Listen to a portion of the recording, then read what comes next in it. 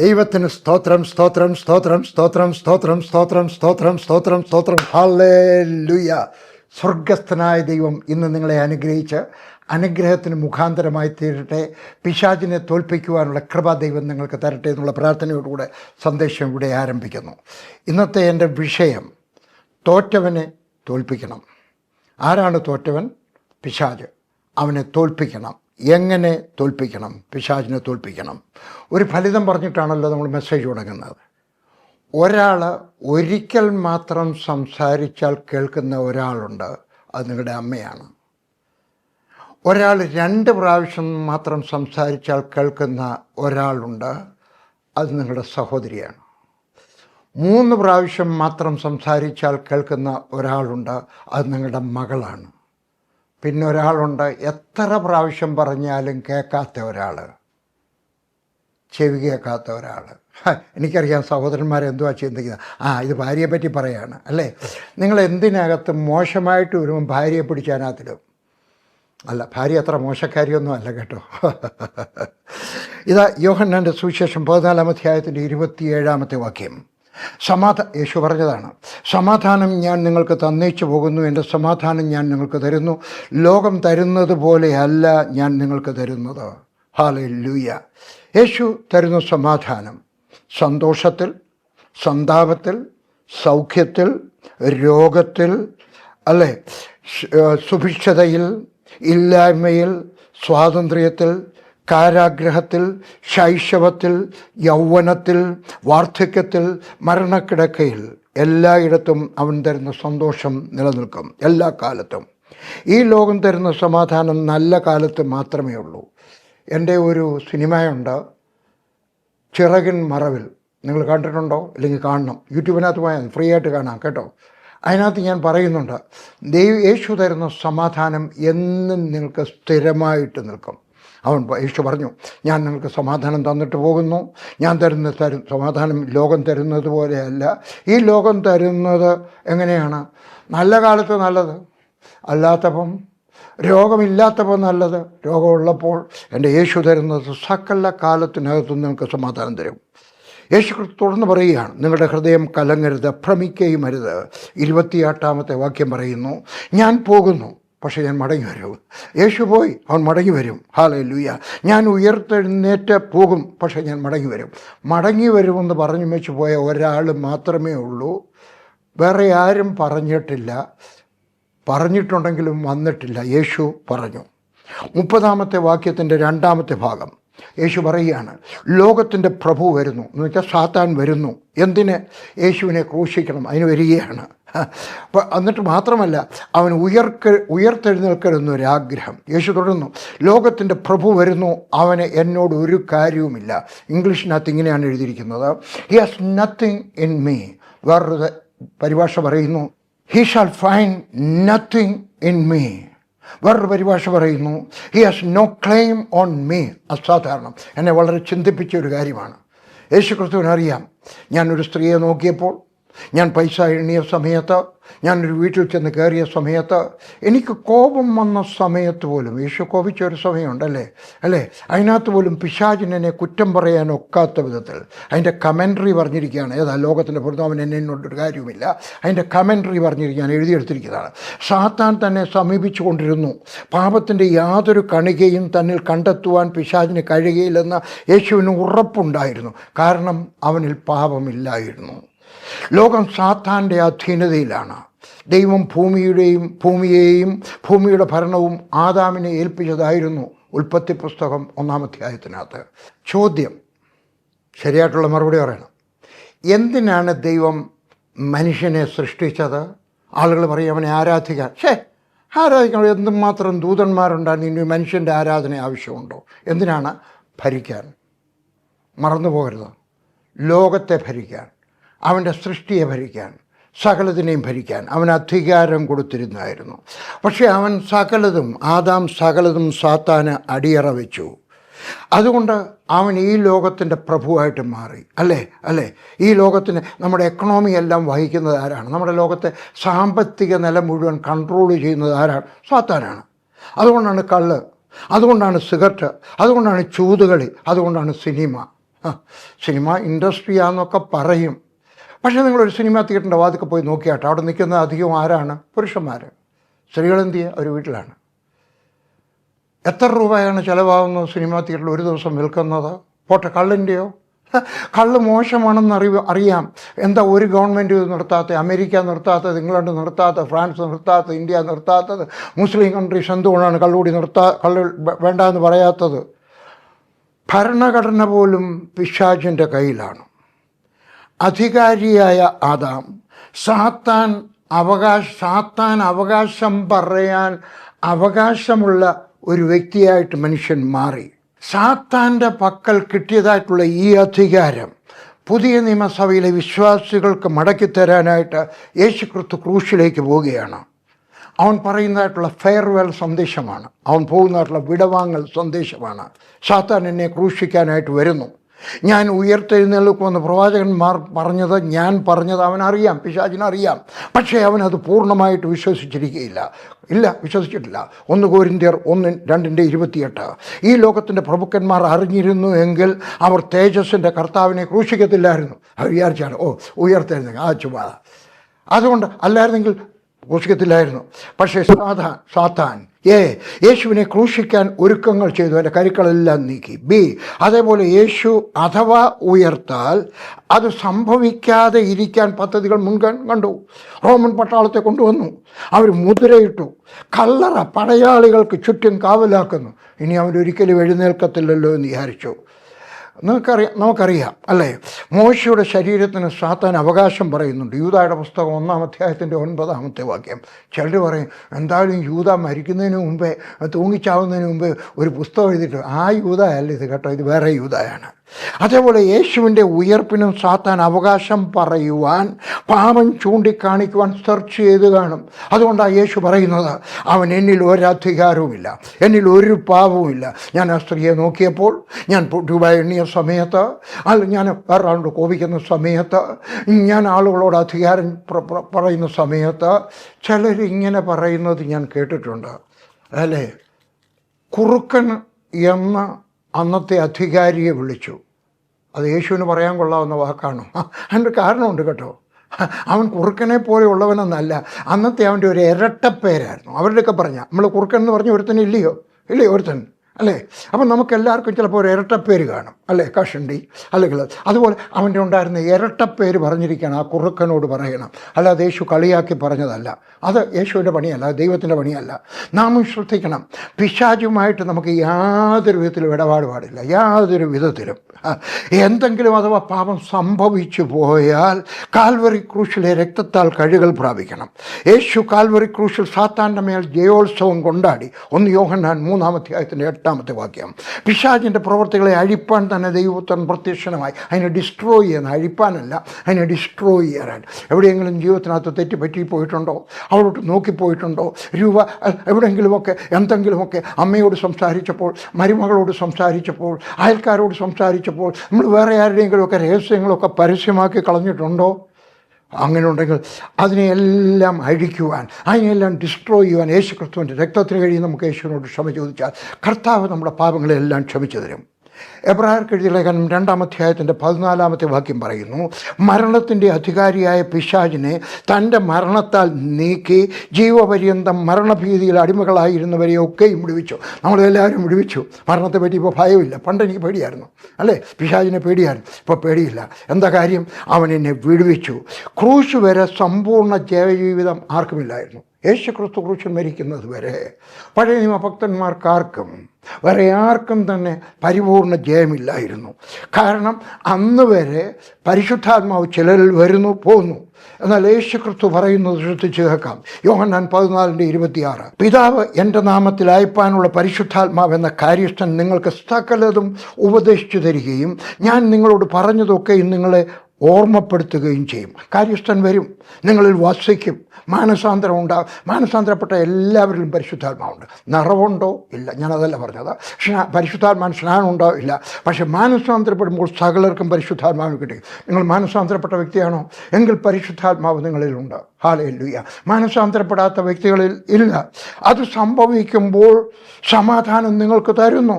ലോകം തരുന്നത് പോലെയല്ല തരുന്നത്. ലോകത്തിൻ്റെ സമാധാനം, ഒരു നല്ല വീട് കെട്ടിക്കുമ്പോൾ ഒരു സമാധാനം, മോടെ കല്യാണം കഴിഞ്ഞ് കഴിയുമ്പോൾ സമാധാനം. പക്ഷേ എൻ്റെ യേശു ക്രിസ്തു തരുന്ന സമാധാനം ഞാൻ നേരത്തെ പറഞ്ഞ പോലെ രോഗത്തിലും ആരോഗ്യത്തിലും, പണം ഉള്ളപ്പോഴും പണമില്ലാത്തപ്പോഴും, ഏതെങ്കിലുമൊക്കെ ആവശ്യമുള്ളപ്പോഴും ആവശ്യമില്ലാത്തപ്പോഴും, കാലിന് ആരോഗ്യമുള്ളപ്പോഴും കാൽ ഒടിഞ്ഞു പോയാലും, മോക്ക് കോളേജിൽ അഡ്മിഷൻ കിട്ടിയാലും കിട്ടിയില്ലെങ്കിലും ഒരു സമാധാനം. യേശു ക്രിസ്തു പറയുന്നത്, ഞാൻ പിതാവിൻ്റെ അടുക്കലേക്ക് കയറിപ്പോകുന്നു, സ്വർഗത്തിലെ അനുഗ്രഹം ഞാൻ നിങ്ങൾക്ക് വാങ്ങിത്തരും, പരിശുദ്ധാത്മാവൻ, അവനാണ് സമാധാനം തരുന്നത്. യോഹന്നാൻ്റെ സുവിശേഷം 16-ാം അധ്യായത്തിൻ്റെ 7-ാമത്തെ വാക്യം, ഞാൻ പോയാൽ കാര്യസ്ഥനെ നിങ്ങളുടെ അടുക്കൽ അയക്കും, അവൻ വന്ന പാപത്തെക്കുറിച്ചും നീതിയെക്കുറിച്ചും ലോകത്തിന് ബോധം വരുത്തും. അവൻ വന്നു കഴിഞ്ഞാൽ 9-ാമത്തെ വാക്യം, അവർ എന്നിൽ വിശ്വസിക്കായ്ക കൊണ്ട പാപത്തെക്കുറിച്ചും. യോഹന്നാൻ 16:7, ഞാൻ പോയാൽ, യേശു ക്രിസ്തു പറഞ്ഞതാണ്, ഞാൻ പോയി കഴിഞ്ഞാൽ കാര്യസ്ഥനെ നിങ്ങളുടെ അടുക്കൽ അയക്കും, അവൻ വന്ന് പാപത്തെക്കുറിച്ചും നീതിയെക്കുറിച്ചും ലോകത്തിന് ബോധം വരുത്തും. അവനാണ് കൺവിക്ഷൻ എന്ന് പറയുന്നത്. നമുക്ക് പാപം ചെയ്ത് കഴിയുമ്പോൾ ഒരു കൺവിക്ഷൻ ഉണ്ടാവും.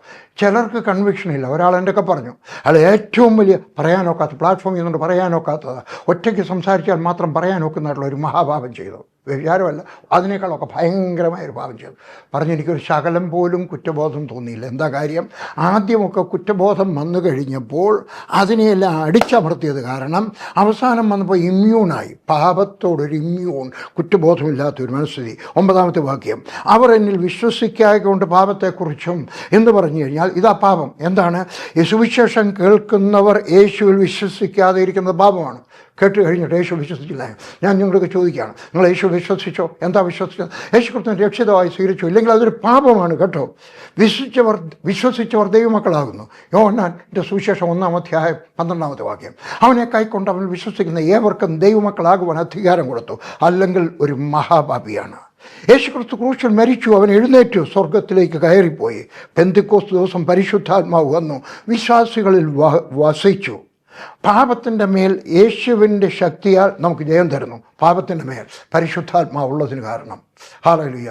എനിക്ക് വലിയ വിശ്വാസമാണ് പരിശുദ്ധാത്മാ എന്നിലുള്ളത് കൊണ്ട് പാപം വരുന്ന ചെയ്യാൻ ആഗ്രഹം തോന്നുന്ന സമയത്ത്, പ്രതികാരം ചെയ്യാൻ ആഗ്രഹം തോന്നുന്ന സമയത്ത്, വേറെ ഏതെങ്കിലുമൊക്കെ ദോഷം ഒരാൾക്ക് ചെയ്യാൻ ആഗ്രഹം തോന്നുന്ന സമയത്ത് കുറ്റബോധം പരിശുദ്ധാത്മാവിനെ സഹായിക്കുന്നു അതിൻ്റെ മേൽ ജയം തരാനായിട്ട്, ജയജീവിതം തരുവാൻ. യേശു 1 കൊരിന്ത്യർ 15:20 പറയുകയാണ്, ക്രിസ്തു നിദ്ര കൊണ്ടവരിൽ ആദ്യഫലമായി മരിച്ചവരുടെ ഇടയിൽ നിന്ന് ഉയർത്തെഴുന്നേൽക്കുന്നു. യേശു ക്രിസ്തു ഉയർത്തെഴുന്നേൽക്കുന്നു ആദ്യഫലമായിട്ട്. 22-ാമത്തെ വാക്യം, ആദാമിൽ എല്ലാവരും മരിക്കുന്നത് പോലെ ക്രിസ്തുവിൽ എല്ലാവരും ജീവിക്കപ്പെടും. Hallelujah, hallelujah. മരിച്ചവരെല്ലാവരും, ഞാനും നീയും ക്രിസ്തുവിൽ ജീവിക്കപ്പെടും. 23-ാം വാക്യത്തിൻ്റെ 2-ാമത്തെ ഭാഗം, ആദ്യഫലം ക്രിസ്തു, പിന്നെ ക്രിസ്തുവിനുള്ളവർ അവൻ്റെ വരവിങ്കൽ. ഹല്ലേലൂയ. യേശു കർത്താവ് വരും. 2 വരവുണ്ട്. ഒന്ന് രഹസ്യവരവ്, കാഹളം മുഴങ്ങും, ശബ്ദം കേൾക്കുന്നവർ, രക്ഷിക്കപ്പെട്ടവർ മാത്രമേ ശബ്ദം കേൾക്കത്തുള്ളൂ. ആദ്യം മരിച്ചവർ, പിന്നെ ജീവനോടുള്ളവർ, അവർ ഉയർത്തെഴുന്നേൽക്കും. ഹല്ലേലൂയ. മധ്യാകാശത്തിലെത്തും. അവിടെ ഒരു 7 വർഷത്തെ താമസമുണ്ട്. അത് കഴിഞ്ഞിട്ട് പരസ്യമായിട്ട് വരും. മറ്റേ രഹസ്യമായിട്ടാണ്, അല്ലേ? ഇപ്പോൾ ഞാൻ രക്ഷിക്കപ്പെട്ട ഒരാളും ഞാനും രക്ഷിക്കപ്പെടാത്ത ഒരാളും കൂടെ നിൽക്കുകയാണ്. വർത്താനം പറഞ്ഞുകൊണ്ടിരിക്കും, എന്നെ കാണുന്നില്ല, എൻ്റെ തുണിയൊക്കെ ഇവിടെ കിടക്കും, ആൾ പോയി, അയ്യോ എവിടെ പോയി, എനിക്ക് വർത്താനം പറഞ്ഞുകൊണ്ടിരിക്കുകയായിരുന്നു, അല്ലേ? എന്നാൽ രണ്ടാമത് വരുന്നത് അങ്ങനെയല്ല, സഭയോട് മൊത്തമായിട്ട് വരും. പറഞ്ഞിരിക്കുക, അവനെ കുത്തി തുളച്ചവരൊക്കെ അവനെ കാണും, സകലരും കാണത്തക്കോണം. ഹല്ലേലൂയ. കർത്താവിൻ്റെ ആദ്യത്തെ രഹസ്യവരവിന് യോഗ്യരായിട്ട് നമ്മൾ ജീവിക്കണം. അവൻ വരുമ്പോൾ കാളധ്വനി കേൾക്കുമ്പോൾ ഉയർത്തെഴുന്നേൽക്കുവാൻ തക്കവണ്ണം നമ്മൾ യോഗ്യരായിട്ട് ജീവിക്കണം കേട്ടോ. നാം ലോകത്തിനുള്ളവരായിട്ട് ജീവിക്കരുത്. പിശാചിന് അവകാശം പറയാൻ നിൽക്കുന്ന യാതൊന്നും നമ്മളിൽ ഉണ്ടാകരുത്. ഒരാൾ ഇങ്ങനൊരു കഥ ഞാൻ കേട്ടു, നിങ്ങളും കേട്ട് കാണും. ഒരാൾ ഒരു വീട് വിറ്റു, മറ്റേ ആൾക്ക് വിറ്റപ്പോൾ പറഞ്ഞു, വീട് മുഴുവൻ നിങ്ങൾക്ക് വന്നിരിക്കുന്നത് എത്ര? 3.5 ലക്ഷം രൂപ, ഇന്നാ പിടിച്ചോ, ഇനി നന്നായിട്ട് നിങ്ങൾ വീട് പിടിച്ചു, താക്കോലും കൊടുക്കും. പറഞ്ഞു ഒരു കൊച്ചു കാര്യം, ആ ഇരിക്കുന്ന മുറിയിലുണ്ടല്ലോ, സിറ്റിംഗ് റൂം എന്ന് പറയും, ചിലർ ലിവിങ് റൂം എന്ന് പറയും, രണ്ടും ശരിയാണ്. ആ സിറ്റിംഗ് റൂമിനകത്ത് ഞാൻ അവിടെ കതകിൻ്റെ അവിടെ ഒരു ആണി അടിച്ചിട്ടുണ്ട്, അത് മാത്രം എൻ്റേതായിരിക്കും. അതിന് വലിയ കുഴപ്പമില്ല, ആണി നിങ്ങളുടെ അതിനെന്ത്. അടുത്ത ദിവസം എല്ലാവരും കൂടി ഇരിക്കുമ്പോഴാണ് ഇയാൾ കയറി വന്നു, കുറച്ച് അളിഞ്ഞ മാങ്ങായും കൊണ്ട് അതേ തൂക്കിയിട്ട്. പറയാനൊക്കെ ആണിയായിടെയാ, അടുത്ത ദിവസം വേറൊന്ന് കൊണ്ട് തൂക്കി, വേറൊന്നും കൊണ്ട് ഭയങ്കര വാട മുറിക്കാതെ എടുത്തുകൊണ്ട് പോകാൻ നോക്കും. കാരണം അവന് പറയാൻ അവകാശം ഉണ്ടായിരുന്നു. എൻ്റെയും നിൻ്റെയും ജീവിതത്തിനകത്ത് ഏതെങ്കിലും പിശാചിന് അവകാശം പറയാനുണ്ടെങ്കിൽ അവൻ്റെ ഇറങ്ങിപ്പോകാൻ പറഞ്ഞാൽ പോകത്തില്ല. ഞാനൊരിക്കലും ഒരു ഭൂതത്തെ ഇറക്കി എനിക്കിപ്പോഴും ഓർമ്മയുണ്ട്. ഭൂതത്തിൻ്റെയൊക്കെ ഞാൻ പറഞ്ഞു കഴിഞ്ഞിട്ടുണ്ടെങ്കിൽ പറയാം ഇറങ്ങിപ്പോകാനൊക്കത്തില്ല. എന്താ കാര്യം? എന്നെ ഇവിടെ കുഴിച്ചിട്ടിരിക്കുകയാണ്. ഞാൻ ഭർത്താവിൻ്റെ ഒക്കെ ചോദിച്ചപ്പോൾ ഇല്ല. ഭാര്യ പറഞ്ഞു അത് എന്നെ കുഴിച്ചിട്ടാണ്. ഒരു വീട് വെച്ച സമയത്ത് അവരൊരു വിളക്ക് വെച്ചു, എൻ്റെ രൂപം വെച്ചിട്ടുണ്ട്, കുറച്ച് പൈസയും വെച്ചിട്ടുണ്ട്. ഞാൻ പറഞ്ഞു പിക്കാസ് എടുത്തുകൊണ്ട് വന്നാട്ടെ. അവിടെ കളച്ചപ്പോൾ അവിടെ ഇരിപ്പുണ്ടായിരുന്ന വിളക്ക് പണ്ട് വെച്ചതാ, അണഞ്ഞു പോയി. പക്ഷേ അവൾ പറയും ഇപ്പോഴും ആ വിളക്ക് കത്തുകയാണ്. ഇനിയും പറയുന്നു കേട്ടെ, നിങ്ങൾ വിചാരിച്ചേക്കാം ആ വിളക്ക് അണഞ്ഞെന്ന്, നിങ്ങൾ വിചാരിച്ചേക്കാം നിങ്ങൾ ചെയ്തിട്ടുള്ള പാപം പോയെന്ന്. ഇല്ല, പിശാചിൻ്റെ നോട്ടത്തിൽ അത് ഇന്നും അവിടെയുണ്ട്. അല്ലേ, അവൻ അവകാശം പറയാൻ നോക്കുന്ന യാതൊന്നും നിങ്ങൾക്ക് ജീവിതത്തിനകത്തുണ്ടായിരുന്നു. നിങ്ങൾ രാജുവിൻ്റെ കഥ കേട്ട് കാണും. ഇല്ല, ഞാനും കേട്ട ആദ്യ കാലത്ത് ഞാൻ രക്ഷിക്കപ്പെട്ട കാലത്ത് കേട്ടതാണ്. അല്ലേ, നല്ലൊരു കഥ. ഒരിടത്തൊരു രാജു എന്ന് പറഞ്ഞൊരു പയ്യനുണ്ടായിരുന്നു. അവന് 8 വയസ്സുണ്ട്. അവൻ്റെ അപ്പനും അമ്മയ്ക്കും ജോലിക്ക് പോകണം, ഏക മകനാണ്. അവർ ജോലിക്ക് പോയി കഴിയുമ്പം വീട്ടിൽ ഈ രാജുവും വേലക്കാരിയും മാത്രമേ ഉള്ളൂ. വേലക്കാരിയുടെ പേര് രാജി നമുക്ക് അങ്ങിടാം. രാജു ഒരു ദിവസം അവരുടെ വീട്ടിൽ കുറച്ച് താറാവുണ്ടായിരുന്നു. ഒരു കല്ലെടുത്തൊരു താറാവിന് ഒരു ഏറ് കൊടുത്തു. താറാവ് അങ്ങ് എത്തുപോയി. അയ്യോ, കൊച്ചൻ വിഷമിച്ചു. അവൻ ഓടിച്ചെന്നിട്ട് ഒരു മൺവട്ടി എടുത്തുകൊണ്ട് വന്നു. അവിടെ കിളച്ചു. രാജി കണ്ടു കേട്ടോ, അതിനെ കുഴിച്ചിട്ടു. തിരിച്ചു വന്നു കഴിഞ്ഞപ്പം രാജി പറഞ്ഞ് ഞാൻ കണ്ടായിരുന്നു കേട്ടോ, നീ വിഷമിക്കില്ല, ഞാൻ ആരോടും പറയത്തില്ല. നീ ഒരു കാര്യം, ആ പാത്രമൊക്കെ കഴിയട്ടെ, ഞാനല്ലയോ ഇവിടുത്തെ കൊച്ചൻ, ഞാനല്ലയോ മുതലാളിയുടെ മോൻ, നീ അല്ലയോ വരെ. എന്നാൽ ഞാൻ അമ്മയോട് അയ്യോ. അവനെ കൊണ്ട് പാത്രം കഴിയിച്ചു, അടുത്ത ദിവസം തറ തൂപ്പിച്ചു, അടുത്ത ദിവസം തുണി കഴിയിച്ചെല്ലാം ഉണക്കി ഇടിച്ചു, എല്ലാം കൊണ്ടൊക്കെ ജോലി. അവനങ്ങ് തളർന്നു കേട്ടോ. രാജൻ 2-3 കഴിഞ്ഞപ്പോൾ ചെറുക്കം വിചാരിച്ചു ഇതിനകത്ത് രക്ഷപ്പെടാൻ എന്താ മാർഗം. ഒരു ദിവസം അമ്മ വന്നോ പറഞ്ഞു, അമ്മച്ചി അന്ന് പറഞ്ഞില്ലായിരുന്നു നമ്മുടെ താറാവിനെ കാണാതെ പോയെന്ന്, ഇങ്ങനെ സംഭവിച്ചു, ഞാനാ കുഴിച്ചിട്ടത് കേട്ടോ. അയ്യോ സാരമില്ല, എന്നോട് ഏറ്റു പറഞ്ഞല്ലോ, അപ്പച്ചനോടും ഏറ്റു പറഞ്ഞു കേട്ടോ, രണ്ടുപേരും ഏറ്റു പറഞ്ഞു. അടുത്ത ദിവസം അമ്മയപ്പനും ജോലിക്ക് പോയി. വേലക്കാരിയും രാജുവും മാത്രമേ ഉള്ളൂ. രാജു പറഞ്ഞു, രാജു പാത്രം കഴിക്കുക. ഇല്ല, കഴിയത്തില്ല. ഞാൻ താറാവിൻ്റെ കാര്യം പറഞ്ഞു. ആ അമ്മയോട് പറഞ്ഞു, അപ്പനോട് പറഞ്ഞു, അപ്പൂപ്പനോട് പറഞ്ഞു, വലിയപ്പച്ചൻ്റെയൊക്കെ പറഞ്ഞു, ഭാഷയുടെയൊക്കെ പറഞ്ഞു, ആരോടും പറഞ്ഞു. സാരമില്ല, ഞാനും എൻ്റെ അമ്മയും ഒപ്പനുമായിട്ട് നിരപ്പ് പ്രാപിച്ചെങ്കിൽ, ഞാനും നീയും ദൈവത്തോട് നിരപ്പ് പ്രാപിച്ചെങ്കിൽ നിനക്ക് പിശാചിൻ്റെ മുമ്പാകെ മുട്ടുകുത്തേണ്ട ആവശ്യമില്ല കേട്ടോ. ആരോട് പറഞ്ഞാലും കുഴപ്പമൊന്നുമില്ല. കാരണം ഞാൻ ദൈവത്തോട് ക്ഷമ ചോദിച്ചു, എൻ്റെ അപ്പനോട് ക്ഷമ ചോദിച്ചു, അവൻ എന്നോട് ക്ഷമിച്ചു തന്നു. ഹല്ലേലൂയ. നീ നിരപ്പ് പ്രാപിച്ചു കഴിഞ്ഞാൽ പിന്നെ പേടിക്കാനില്ല, ഇനിയും ഭയത്തിൽ ജീവിക്കേണ്ട ആവശ്യമില്ല. എഫെസ്യർക്ക് എഴുതിയ ലേഖനം 2-ാം അധ്യായത്തിൻ്റെ 1 മുതൽ 10 വരെയുള്ള വാക്യങ്ങൾ ഞാൻ വായിക്കട്ടെ. അതിക്രമങ്ങളിലും പാപങ്ങളിലും മരിച്ചവരായിരുന്നു നിങ്ങളെയും യേശു ജീവിപ്പിച്ചു പരിശുദ്ധാത്മാവ്. അവയിൽ നിങ്ങൾ മുമ്പേ ഈ ലോകത്തിലെ കാലഗതിയെയും ആകാശത്തിലെ അധികാരത്തിനും അനുസരണക്കേടിൻ്റെ മക്കളിൽ ഇപ്പോൾ വ്യാപരിക്കുന്ന ആത്മാവിനും അധിപതിയായവനെയും അനുസരിച്ച് നടന്നു. അവരുടെ ഇടയിൽ നാം എല്ലാവരും മുമ്പേ നമ്മുടെ ജഡമോഹങ്ങളിൽ നടന്ന ജഡത്തിനും മനോവികാരങ്ങൾക്കും ഇഷ്ടമായത് ചെയ്തും കൊണ്ട് മറ്റുള്ളവരെ പോലെ പ്രകൃതിയാൽ കോപത്തിൻ്റെ മക്കളായിരുന്നു. കരുണാസമ്പന്ന ദൈവമോ നമ്മെ സ്നേഹിച്ച മഹാസ്നേഹം നിമിത്തം അതിക്രമങ്ങളാൽ മരിച്ചവരായിരുന്ന നമ്മെ ക്രിസ്തുവിനോടുകൂടെ ജീവിപ്പിച്ച് നിങ്ങൾ രക്ഷിക്കപ്പെട്ടിരിക്കുന്ന കൃപയാലത്രേ ക്രിസ്തുയേശുവിൽ നമ്മെക്കുറിച്ചുള്ള വാത്സല്യത്തിൽ തൻ്റെ കൃപയുടെ അത്യന്ത ധനങ്ങളിൽ വരും കാലങ്ങളിൽ കാണിക്കേണ്ടതിന് ക്രിസ്തുയേശുവിൽ അവനോടുകൂടെ ഉയർത്തെഴുന്നേൽപ്പിച്ച സ്വർഗത്തിൽ ഇരുത്തുകയും ചെയ്തു. കൃപയാലല്ലോ നിങ്ങൾ വിശ്വാസം മൂലം രക്ഷിക്കപ്പെട്ടിരിക്കുന്ന, അതിനും നിങ്ങൾ കാരണമല്ല, ദൈവത്തിൻ്റെ ദാനം അത്രയാകുന്നു. ആരും പ്രശംസിക്കാതെ ഇരിക്കാൻ പ്രവൃത്തികളാൽ ലഭിച്ചതുമല്ല. നാം അവൻ്റെ കൈപ്പണിയായി സൽപ്രവൃത്തികൾക്കായിട്ട് ക്രിസ്തു യേശുവിൽ സൃഷ്ടിക്കപ്പെട്ടവരാകുന്നു. നാം ചെയ്തു പോരേണ്ടതിന് ദൈവം അവ മുന്നൊരുക്കിയിരിക്കുന്നു കേട്ടോ. നമ്മൾ രക്ഷിക്കപ്പെടുന്ന പ്രവൃത്തികളല്ലല്ല, നമ്മൾ ഒറ്റക്കാലിൽ നിൽക്കുന്നത് കൊണ്ടല്ല, കുരിശു എടുത്തുകൊണ്ട് നിൽക്കുന്നത് കൊണ്ടല്ല, മെഴുകുതിരി കത്തിക്കുന്നത് ഒന്നും കൊടുത്തിട്ടോ ചെയ്തിട്ടോ അല്ല, പിന്നെയോ നമ്മൾ വിശ്വാസത്തിനകത്ത്. ഹല്ലേലൂയ. യേശു നമ്മുടെ പാപങ്ങളെ മുഴുവൻ ക്ഷമിച്ചു. 1 യോഹന്നാൻ 1:7 എനിക്കിഷ്ടപ്പെട്ട ഒരു വാക്യം. ഹല്ലേലൂയ. ദൈവത്തിൻ്റെ പുത്രനായ യേശു ക്രിസ്തുവിൻ്റെ രക്തം സകല പാപവും പോക്കി നമ്മെ ശുദ്ധീകരിക്കുന്നു. ശകലമല്ല, സകലവും. ഹല്ലേലൂയ. ഏതെല്ലാം ചെയ്തിട്ടുണ്ടോ, എത്ര വലിയ പാപം നീ ചെയ്തിട്ടുണ്ടെങ്കിലും അവയെല്ലാം ക്ഷമിച്ചു വന്നിരിക്കുന്നു. നാം ഏറ്റുപറയുന്ന സമയത്ത് തന്നെ. ഹല്ലേലൂയ. 9-ാമത്തെ വാക്യം കൂടെ നിങ്ങൾ വായിക്കണം കേട്ടോ. മേലിൽ പാപം ചെയ്യാതെ ജീവിക്കുവാൻ പാപത്തിൻ്റെ മേൽ ജയജീവിതം പരിശുദ്ധാത്മാവ് നമുക്ക് തരുന്നു. ഹല്ലേലൂയ. അതുവരെ സിഗരറ്റ് വലിച്ചതായിരുന്നു അല്ലേ, ഇനി സിഗരറ്റ് വലിക്കാതെ ഇരിക്കുവാൻ. ഇതുവരെ കള്ളു കുടിച്ചതായിരുന്നു, കള്ളു കുടിക്കാതെ ഇരിക്കുവാൻ. ഇതുവരെ ഭാര്യയെ അടിച്ചതാണ്, ഇനിയും ഭാര്യയെ അഴിക്കാതെ ഇരിക്കുവാൻ, ഇതുവരെ മോഷ്ടിച്ചതാണ് ഇനി മോഷ്ടിക്കാതെ ഇരിക്കുവാൻ, ഇനി ഇതുവരെ കൈക്കൂലി വാങ്ങിച്ചതാണ് ഇനി കൈക്കൂലി വാങ്ങിക്കാതെ ഇരിക്കുവാൻ, ഇതുപോലൊക്കെ ചെയ്തുകൊണ്ടിരുന്നത് സകലതമ്മിലും ജയം തരുന്നത് പരിശുദ്ധാത്മാവാണ്. യോഹന്നാൻ 8-ാം അധ്യായത്തിനകത്ത് യേശുക്രിസ്തു ഇപ്രകാരം പറയുകയാണ്. ഹല്ലേലൂയ. യേശുക്രിസ്തു പറയാണ്, അതിനകത്ത് കണ്ട് വ്യഭിചാരത്തിൽ ഉടനെ പിടിച്ച സ്ത്രീയോടും പറഞ്ഞു, 10-ാമത്തെ വാക്യം. ഹല്ലേലൂയ. ഉടനെ പിടിച്ചതാ. റെഡ് ഹാൻഡഡ് എന്ന് ഇംഗ്ലീഷ് പറയും. ഉടനെ പിടിച്ചതാണ്. അവളോടും പറഞ്ഞു, സ്ത്രീയെ, 10-ാമത്തെ വാക്യം. സ്ത്രീ എന്ന് പറഞ്ഞാൽ മാഡം എന്നാണ്. യേശുവിൻ്റെ അമ്മയെ വിളിച്ച അതേ വിളിയാണ്. അറിഞ്ഞില്ല, ആഹാ ഈ കുരുത്തക്കേട് കാണിച്ചവളാ നീ, ഇല്ലയോ എന്നല്ല പറഞ്ഞത് കേട്ടോ. സ്ത്രീയെ, നിങ്ങളൊരു സ്ത്രീയെ ബഹുമാനിക്കണം. നിങ്ങളുടെ മരുമകളായിരിക്കാം, വീട്ടിലെ വേലക്കാരി ആയിരിക്കാം, അയൽക്കാരി ആയിരിക്കാം, പാവപ്പെട്ടവളായിരിക്കാം, ഭിക്ഷക്കാരി, ആരായിരുന്നാലും ഒരു സ്ത്രീയെ ബഹുമാനിക്കണം. ഹല്ലേലൂയ. സ്ത്രീയെ ബഹുമാനിക്കണം. എൻ്റെ ദൈവം എന്നെ പഠിപ്പിച്ചതാണ് കേട്ടോ. ഹല്ലേലൂയ. അതുകൊണ്ട് നിങ്ങളൊരു സ്ത്രീയെ ബഹുമാനിക്കണം. യേശുക്രിസ്തു ആ മഹാപാപത്തിനകത്ത് പിടിച്ചവളെയും ക്ഷമിച്ചു. ഹല്ലേലൂയ. ഞാനൊരിക്കലും ഒരു സഭയിൽ ചെന്നു. അവിടെ ഡാൻസുകാരിയായ ഒരു സ്ത്രീ രക്ഷിക്കപ്പെട്ടു. ഡാൻസുകാരി എന്ന് പറഞ്ഞാൽ പരസ്യമായിട്ട് ഡാൻസ് ചെയ്യുന്ന ഒരു സ്ത്രീ രക്ഷിക്കപ്പെട്ടു. അവളെ സ്നാനപ്പെടുത്താൻ തുടങ്ങിക്കഴിഞ്ഞപ്പോഴത്തേക്ക് ആളുകൾ പറഞ്ഞു സ്നാനപ്പെടുത്തരുത്, സഭയിലെ വിശ്വാസികൾ പറഞ്ഞു സ്നാനപ്പെടുത്തരുത്. എന്താ കാര്യം? അവൾ പണ്ട് ഡാൻസുകാരിയായിരുന്നു. അതിന് പണ്ടല്ലായിരുന്നു. ഈ ഭാഗം നിങ്ങൾ വായിച്ചിട്ടില്ലയോ? ഞാൻ പറഞ്ഞു ഞാൻ സ്നാനപ്പെടുത്താം. പാസ്റ്റർ എന്നോട് അഭ്യർത്ഥന ചെയ്യല്ലേ, ഞങ്ങളുടെ സഭ ഉണ്ടാവും. ഞാൻ ആ സ്ത്രീയെ വേറെടുത്തയച്ച് സ്നാനപ്പെടുത്തി. ഞാൻ പറഞ്ഞു അദ്ദേഹം സ്നാനപ്പെടുത്തും എനിക്കറിയാം. അദ്ദേഹം അഥവാ സ്നാനപ്പെടുത്തില്ലെങ്കിൽ എൻ്റെ അടുക്ക വന്നാട്ട് ഞാൻ സ്നാനപ്പെടുത്താം. ഹല്ലേലൂയ.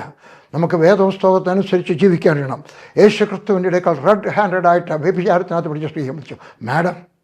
ഹല്ലേലൂയ. ബഹുമാനിക്കണം. കഴിഞ്ഞ കാല ചരിത്രമല്ല നമ്മൾ നോക്കേണ്ടത്. നിങ്ങൾ വേറൊരാളിനെ കുറ്റം വിധിക്കരുത് കേട്ടോ, ന്യായം വിധിക്കരുത് കേട്ടോ. 11-ാമത്തെ വാക്യം. ഞാനും നിനക്ക് ശിക്ഷ വിധിക്കുന്നില്ല, ഞാൻ ശിക്ഷിക്കാൻ വന്നതല്ല, ഞാൻ രക്ഷിക്കാൻ വന്നതാണ്. എൻ്റെ കർത്താവ് ആരാണ്? അവൻ ശിക്ഷിക്കാൻ വന്നതല്ല, രക്ഷിക്കാൻ വന്നതാണ്. പാപികളെ രക്ഷിക്കാൻ വന്ന ഏക അവതാരം യേശുക്രിസ്തു മാത്രമാണ്. ഹല്ലേലൂയ. ബാക്കിയുള്ളവരൊക്കെ വന്നത് जब दुनिया में अधर्म बढ़ा है अधर्मियों को मार कर धर्मियों को बचाने के लिए आया है. അങ്ങനെ പറയുന്നേ അല്ലയോ? ലോകത്തിൽ പാപം നിറഞ്ഞപ്പോൾ പാപിയെ നിഗ്രഹിച്ചിട്ട് പാപമില്ലാത്തവരെ രക്ഷിക്കാൻ. ആരാ പാപമില്ലാത്ത? ഏതെങ്കിലും പൂജാരിയുണ്ടോ? ഏതെങ്കിലും പട്ടക്കാരനുണ്ടോ? ഏതെങ്കിലും പാസ്റ്ററുണ്ടോ? ഏതെങ്കിലും പോപ്പുണ്ടോ? ലോകത്തിൽ പാപമില്ലാത്തവരാരുണ്ട്? സകലരും പാപികളാണ്.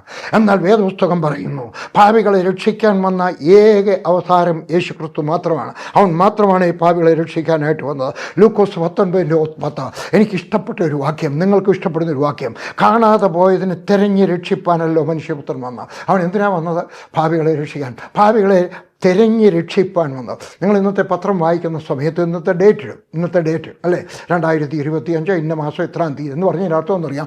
യേശുക്രിസ്തു വന്നതിന് ശേഷം നിങ്ങളുടെ മുമ്പാകെ വരികയാണ്. അവൻ തിരഞ്ഞു വരികയാണ്. നിങ്ങൾ ടെലിവിഷൻ ഓൺ ചെയ്യുന്ന സമയത്ത്, നിങ്ങൾ പത്രം വായിക്കുന്ന സമയത്ത്, വേറെ ഏതെങ്കിലും ഒരു സംഭവം കാണുന്ന സമയത്ത് നിങ്ങൾക്ക് യേശുക്രിസ്തു ഒരു സന്ദേശം തരികയാണ്. ഹല്ലേലൂയ. ആ സ്ത്രീയോട് എന്താ പറഞ്ഞു? എടീ മഹാഭാവി, ഈ കുർത്തക്കേട് ഇനിയും കാണിക്കരുത് എന്നല്ല പറഞ്ഞത്. പോക, ഇനി മേലാൽ പാപം ചെയ്യരുത്. പാപിയായി ജീവിക്കുന്ന മനുഷ്യ സ്ത്രീയെ, സഹോദരി എൻ്റെ ശബ്ദം കേട്ടുക, യേശുവിൻ്റെ അടുക്കൽ ചെല്ലുക. അവൻ നിന്നെ സഹായിക്കും, പാപത്തിൻ്റെ മേൽ ജയം തരും. ഹല്ലേലൂയ. സിഗരറ്റ് വലിക്കുന്നവന് സിഗരറ്റ് വലിവിടാൻ പ്രയാസമാണ്. കള്ളു കുടിക്കുന്നവന് കള്ളുകുടി നിർത്താൻ പ്രയാസമാണ്. പരസ്ത്രീകളുടെ അടുക്കൽ പോകുന്നു, പരപുരുഷൻ്റെ അടുക്കൽ പോകുന്നവന് അത് ഉപേക്ഷിക്കാൻ പ്രയാസമാണ്. പക്ഷേ എൻ്റെ യേശുവിനോട് പറയാമെങ്കിൽ അവൻ എന്നെ നിന്നെ രക്ഷിക്കും. യേശുക്രിസ്തു ഉയർത്തെഴുന്നേറ്റ് മരിച്ചവരിൽ നിന്ന് ഉയർത്തെഴുന്നേറ്റെങ്കിൽ അവന് നിന്നെയും നിൻ്റെ പാപത്തിൽ നിന്ന് ഉയർത്തെഴുന്നേൽക്കുവാൻ സഹായിക്കും. ലോകത്തിൽ 2 വിധ ആൾക്കാരുണ്ട്. ഞാൻ എഴുതി വച്ചിരിക്കുകയാണ്. ലിയോണാർഡ് റാവൻഹിൽ അസാധാരണമായിട്ടുള്ള ഒരു ഉണർവ് പ്രസംഗനായിരുന്നു. അദ്ദേഹം പറഞ്ഞു, there are 2 kinds of people in the world, only 2 kinds, not black and white, rich or poor, but those dead in sin or dead to sin. ലോകത്തിൽ 2 വിധത്തിലുള്ള ആൾക്കാരേ ഉള്ളൂ. കറുത്തവരും വെളുത്തവരും അല്ല, പാവപ്പെട്ടവനും ദരിദ്രനുമല്ല, പാപത്തിന് വേണ്ടി മരിച്ചവരും പാപത്തിൽ മരിച്ചവരും. നിങ്ങളിതിനകത്ത് ഏതാണ്? പാപത്തിൽ മരിച്ചവരായിട്ട് ജീവിക്കരുത്. കർത്താവായ യേശുക്രിസ്തുവിൻ്റെ അടുക്കൽ ചെന്നാൽ അവൻ നിൻ്റെ സകല പാപത്തെയും ക്ഷമിച്ചു തന്നിട്ട് ഇനിമേലാൽ പാപം ചെയ്യാതെ ജീവിക്കാൻ യേശുക്രിസ്തു പറഞ്ഞു, പോകാം, മേൽ പാപം ചെയ്യരുത്. ഹല്ലേലൂയ. യേശു നിന്നെ പാപത്തിൽ നിന്ന് ഉയർപ്പിച്ചെങ്കിൽ ചോദ്യം, നീ ആരെ അനുസരിച്ച് നടക്കും? ആദാമിൻ്റെ കുടുംബത്തിൽ ജനിച്ച നമ്മെ ദൈവം, എഫേസ്യർ 2:7 ക്രിസ്തു യേശുവിൽ അവൻ നമ്മെ സ്നേഹിച്ചത്. ക്രിസ്തു യേശുവിൽ അവനോടുകൂടെ ഉയർത്തെഴുന്നേൽപ്പിച്ച് സ്വർഗത്തിൽ ഇരുത്തുകയും ചെയ്തു. നമ്മളെ സ്വർഗത്തിൽ ഇരുത്തിയിരിക്കുകയാണ്. എൻ്റെ ശരീരം ഭൂമിയിലാണെങ്കിലും ഞാൻ വാസ്തവത്തിൽ സ്വർഗത്തിലാണ്. അതുകൊണ്ടാണ് പ്രാർത്ഥിക്കുന്ന സമയത്ത് ട്രെയിൻ തിരിച്ചു വന്നത്. അതുകൊണ്ടാണ് എൻ്റെ ഭാര്യ പ്രാർത്ഥിക്കുന്ന സമയത്ത് വിമാനം തിരികെ വന്നത്. അതുകൊണ്ടാണ് പ്രാർത്ഥിക്കുന്ന സമയത്ത് വലിയ വലിയ സുനാമി നിന്നത്. അതുകൊണ്ടാണ് പ്രാർത്ഥിക്കുന്ന സമയത്ത് രോഗങ്ങൾ വിട്ടുപോകുന്നത്. എന്തിനാണ് നമ്മളെ സ്വർഗത്തിൽ ഇരുത്തിയിരിക്കുന്നത്? അവിടെ ഇരുന്ന് ശ്രമിക്കാനായിട്ടാണോ? അല്ല. ഭൂമിയിൽ 6-ാമത്തെ വാക്യം, ക്രിസ്തു യേശുവിൽ നമ്മെക്കുറിച്ചുള്ള വാത്സല്യത്തിൽ തൻ്റെ കൃപയുടെ അത്യന്ത ധനത്തെ വരും കാലങ്ങളിൽ കാണിക്കേണ്ടത്. ഞാൻ മുമ്പ് പറഞ്ഞല്ലോ, എന്താണ് ദൈവം ആദാമിനെ സൃഷ്ടിച്ചിട്ട് എന്തിനാണ് സൃഷ്ടിച്ചത്? ആരാധിക്കാനല്ല, ആരാധിക്കാനല്ല, ഭരിക്കാനായിട്ടാണ്. ഉയർത്തെഴുന്നേൽപ്പിച്ച നാം അവനോട് കൂടെ ക്രിസ്തുവിൽ വിശ്വസിച്ചാൽ ഞാനും നീയും, നമ്മൾ ആര് തന്നെ ആയിരുന്നാലും, അത് പ്രവൃത്തി കാരണമല്ല, കൃപയാൽ നാം വീണ്ടും ജനിച്ചിരിക്കുന്നു. എന്നാൽ സാത്താൻ ലോകത്തിൻ്റെ പ്രഭു നമ്മെ ചതിക്കുവാൻ പഴുതന്വേഷിക്കും. ഹവ്വായോട് ചെയ്തതുപോലെ 2 കൊരിന്ത്യർ 4:4 ദൈവപ്രതിമയായ ക്രിസ്തുവിൻ്റെ തേജസ്സുള്ള സുവിശേഷത്തിൻ്റെ പ്രകാശനം ശോഭിക്കാതെ ഇരിപ്പാൻ ഈ ലോകത്തിൻ്റെ ദൈവം അവിശ്വാസികളുടെ മനസ്സ് കുരുടാക്കി. അവിശ്വാസികളുടെ മനസ്സ് മാത്രമല്ല, വിശ്വാസികളുടെയും മനസ്സ് കുരുടാക്കി. എന്താ പറയുന്നത്? ഈ ലോകം, ഞാനൊരു വീട്ടിൽ ചെന്നപ്പോൾ അവിടുത്തെ അമ്മച്ചി എൻ്റെയൊക്കെ പറയുകയാണ്, ഏതാണ്ട് സുവിശേഷം എന്നെ പറഞ്ഞ് പഠിപ്പിക്കുന്ന പോലെ പറയുകയാണ്, ദൈവം എന്തുവാ കഷ്ടവും നഷ്ടവും നമ്മുടെ ഓഹരിയില്ല. ഞാൻ പറഞ്ഞു, അമ്മച്ചി എവിടെ എഴുതിയിരിക്കുന്നത്? ഒരു സുവിശേഷം പ്രസംഗിക്കുന്ന ഒരാളിൻ്റെ, പാസ്റ്ററല്ല, സുവിശേഷം പ്രസംഗിക്കുന്ന ഒരാളിൻ്റെ ഭാര്യയാണ് അല്ലേ? ഞാൻ പറഞ്ഞു, എവിടെ എഴുതിയിരിക്കുന്നത്? അങ്ങനൊരു വാക്യമില്ല കേട്ടോ. കഷ്ടവും നഷ്ടവും നമ്മുടെ ഓഹരിയാണെന്നില്ല. നമ്മുടെ ഓഹരി എന്താണ്? അവകാശമാണ്. എന്താണ് പറയുന്നത്? സമാധാനമാണ്, സന്തോഷമാണ്, അഭിവൃദ്ധിയാണ്, ആരോഗ്യമാണ്. ഇതൊക്കെയാണ്. ഹല്ലേലൂയ. ഈ സാത്താൻ എൻ്റെയും നിൻ്റെയും ഹൃദയം കുരുടാക്കരുത്. കള്ളു കുടിച്ചോ കുഴപ്പമൊന്നുമില്ല, മന്ത്രവാദിയെ കൊണ്ടോ കുഴപ്പമൊന്നുമില്ല, ആ നാക്കിൻ്റെ ചിത്രങ്ങളൊക്കെ ഒന്ന് കണ്ടോ അതൊന്നും കുഴപ്പമൊന്നുമില്ല. ഭാര്യയെ അടിച്ചോളൂ, നിനക്ക് അതിനുള്ള അധികാരമുണ്ട്. ഒരു ഭാഷൻ്റെ ഒക്കെ പറഞ്ഞാണ്, ഞങ്ങളുടെ തന്നെ ഭാഷ, വടക്കേനിക്കാരനാണ് പറഞ്ഞ, അവളൊരു തെറ്റ് ചെയ്തു, അതുകൊണ്ട് ഞാൻ അവൾക്ക് കൊടുത്തു 2 എണ്ണം, ഇനിയും കൊടുക്കും. ഞാൻ കൊണ്ട് പിരിച്ചു വിട്ടു അദ്ദേഹത്തെ. മുറുകെ ഉപദേശിച്ചിട്ട് നേരെയാകാഞ്ഞിട്ടാണ് കേട്ടോ. ഹല്ലേലൂയ. മുറുകെ പറ്റുന്ന പാപം പറിച്ചു കളഞ്ഞാലും പോകാത്തതായിട്ടുള്ള പാപം.